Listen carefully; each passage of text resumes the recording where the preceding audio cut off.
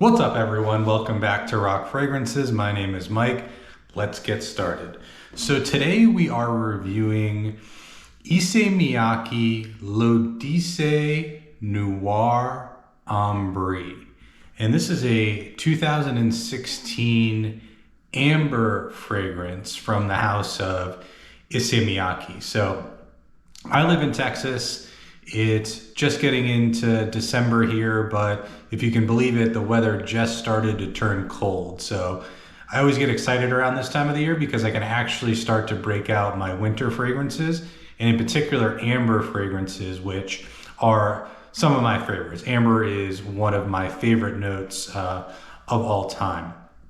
And in my opinion, this is one of the better amber fragrances on the market, and certainly one of the better designer amber fragrances on the market. It's a little bit tougher to get these days. A full bottle will run you about 150 bucks on eBay. So I do plan to finish this 10 milliliter decant before I go out and hunt for that. But really do, absolutely, really do love this fragrance. So let's get into it.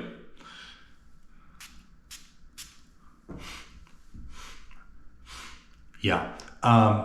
Right off the top, you are going to get amber throughout the life of this fragrance. But what I think separates this fragrance from other ambers on the market is the spice and the spices you get up top. There's cinnamon in there, there's saffron, there is nutmeg, kind of those quintessential cold weather, holiday season type of spices, which I think really helps to balance the amber note in this fragrance. A lot of times when you get an amber note, a lot of them can tend to be more unisex fragrances. They can tend to be really syrupy and just overly sweet.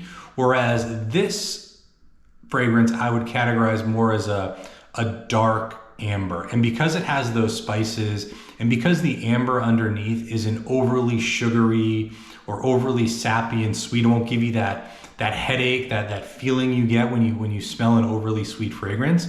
I just really think that brings a really nice balance to this fragrance. So Noir Ambre, really one of my favorites in the category. The other thing that does is when you can combine, you don't get overly sweet, you combine it with the spices, it pushes the fragrance much more into a masculine direction. So it's still a alluring, sexy type of fragrance, but that spiciness, that bit more dryness than you get in some other ambers, again, pushes it more to that masculine. And I think it makes this one much more wearable for more reaching for this one a bit more often. As the fragrance settles down, that's when you get more of that amber accord. You get the vanillas come in, the tonka, kind of all the familiar type of notes you would think of for a gourmandy and a sweeter amber fragrance. But again, always balanced with those spices. And actually what's interesting for this one is you do get a bit of a leathery note. Interesting, some reviewers or some folks on the internet will say they get a bit of a rubbery type of vibe to this one. I actually don't. My nose quite easily separates the amber and the vanilla from the leather accord. I can't say that for all fragrances. So Midnight in Paris, for example, a fragrance I reviewed, I do get that rubbery note and has a similar combination of kind of vanilla and leather. This one I absolutely do not get that. And wrapped up in all of this, I would say, given that spice balance and offset, this one doesn't lean too youthful either to me. I think this one comes across as a bit more of a mature amber, certainly in my collection. When to wear this one? This is certainly a cold weather type of a scent. Absolutely. What do I picture?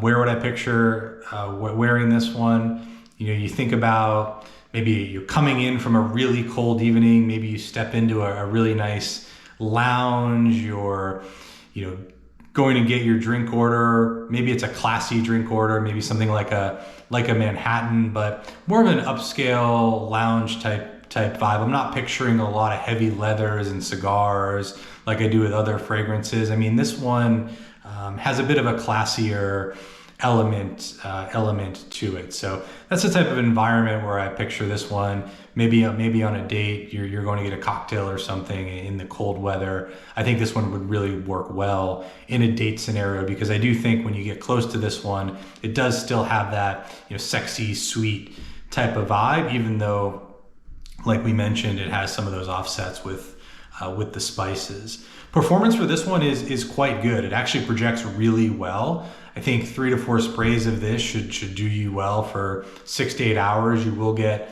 some projection, so adjust for weather and in scenario for sure. I just think this is a really solid designer amber that just threads the needle very, very nicely between the gourmand and the spiciness. So for me, this is a solid 8 out of 10 fragrance.